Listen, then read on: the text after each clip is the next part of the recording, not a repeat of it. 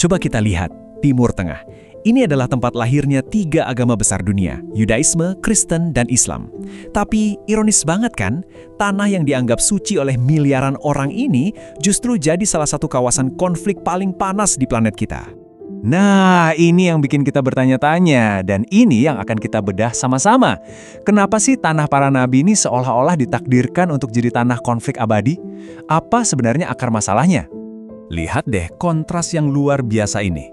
Di satu sisi, dari sinilah peradaban kita dapat banyak hal penting. Tulisan, hukum pertama, sampai konsep satu Tuhan. Tapi di sisi lain, ya ampun, ini juga pusat dari perang-perang paling brutal di zaman modern. Sejarah yang gemilang sekaligus tragis, jalan barengan.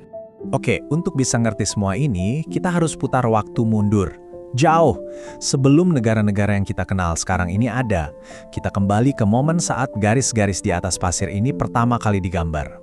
Kalau kita lihat peta di tahun 1914, Anda nggak akan nemu tuh yang namanya Irak, Suriah, atau Yordania. Yang ada cuma satu kekaisaran raksasa yang udah berkuasa lebih dari 600 tahun, Kekaisaran Ottoman. Batas wilayahnya itu terbentuk alami selama berabad-abad, bukan hasil gambar semalam. Terus gimana cara Ottoman ngatur wilayah yang isinya macam-macam banget ini? Ada orang Arab, Turki, Kurdi, ada Muslim, Kristen, Yahudi. Nah, mereka pakai sistem yang namanya millet. Intinya, setiap komunitas agama boleh ngurus urusan internal mereka sendiri. Sempurna? Jelas nggak? Sistem ini emang berhasil jaga keseimbangan, tapi di sisi lain, ini justru menguatkan identitas kelompok agama, bukan identitas sebagai satu warga kekaisaran. Nah, ini nih bibit masalah sektarian yang bakal muncul nanti. Dan semua keseimbangan yang rapuh itu hancur lebur pas Perang Dunia I. Jauh dari medan perang, ada 2 orang diplomat, satu dari Inggris, Sir Mark Sykes, dan satu dari Prancis, François-Georges Picot, duduk bareng.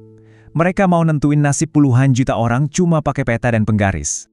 Gila kan? Mereka benar-benar cuma ambil penggaris, terus tarik garis lurus di peta buat bagi-bagi kue kekuasaan.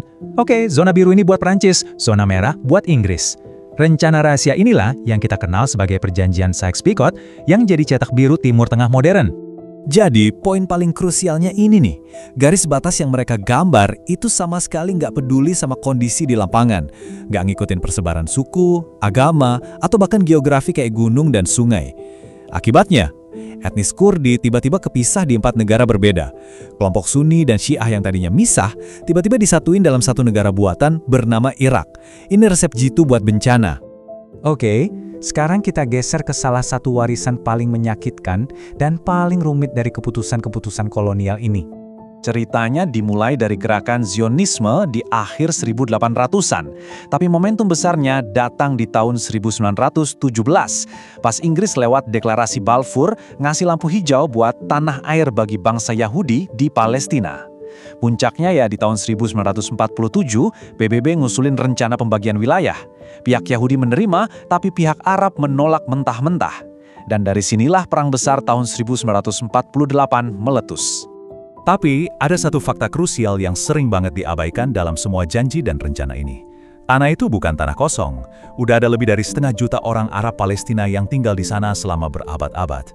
Dengan desa, kota, dan kebun zaitun mereka sendiri.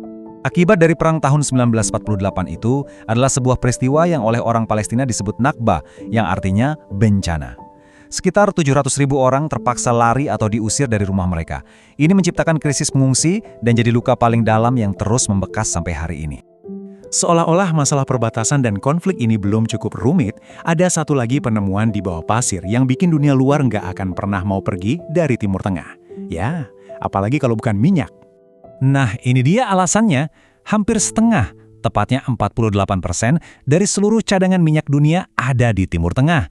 Ini bukan cuma statistik biasa loh, ini alasan kenapa negara-negara besar selalu ikut campur.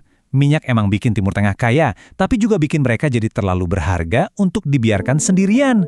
Dan ini menciptakan semacam siklus yang terus berulang. Polanya seringkali gini, perusahaan barat nguruk minyak, terus ada pemimpin lokal yang nasionalis, kayak Mohammad Mossadegh di Iran, mencoba ngambil alih aset minyak negaranya. Apa yang terjadi? CIA dan MI6 dari Inggris langsung turun tangan, bikin kudeta tahun 1953. Pola ini berulang terus dalam berbagai bentuk. Jadi, poin pentingnya adalah, gak ada satu penyebab tunggal. Konflik di Timur Tengah itu kayak bendungan raksasa yang punya 5 retakan besar. Retakan-retakan ini saling berhubungan, yang bikin bendungan perdamaian itu hampir mustahil buat gak jebol. Nah ini dia, kelima retakan itu. 1. Batas negara buatan yang dari awal emang udah jadi bom waktu. 2. Keragaman etnis dan agama yang sering dimainin buat kepentingan politik. 3. Tentu aja, kutukan minyak yang jadi magnet intervensi asing. 4. Konflik-konflik inti yang gak pernah selesai, kayak Israel-Palestina atau persaingan Iran-Saudi. Dan yang terakhir, semua ini diperparah sama campur tangan asing yang gak ada habisnya. Anda bisa lihat kan, gimana kelimanya ini saling berkaitan dan memperburuk satu sama lain. Tapi, di balik semua cerita geopolitik dan sejarah yang rumit ini, ada satu kebenaran yang nggak boleh kita lupakan. Ini bukan cuma soal peta atau minyak.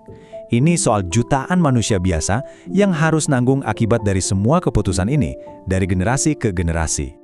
Jadi, lain kali kita lihat berita utama soal roket, perang proksi, atau gencatan senjata yang gagal, penting banget buat kita ingat. Di balik semua itu, ada kehidupan nyata.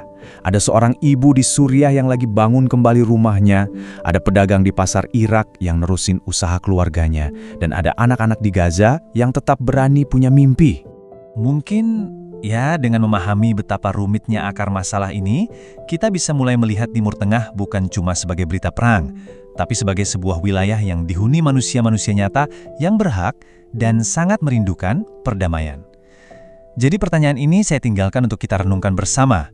Kalau lukanya udah sedalam 1 abad, perdamaian itu harus dimulai dari mana?